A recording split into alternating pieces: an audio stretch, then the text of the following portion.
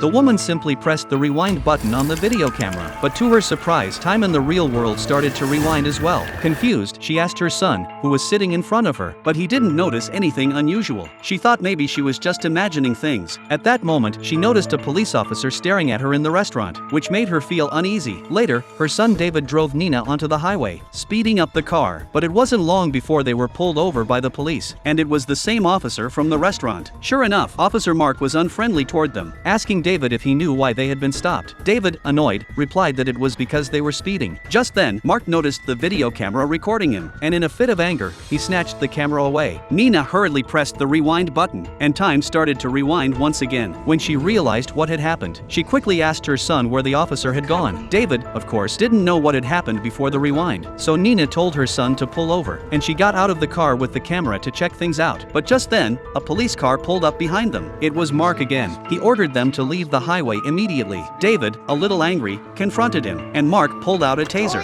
Nina quickly pressed the rewind button again.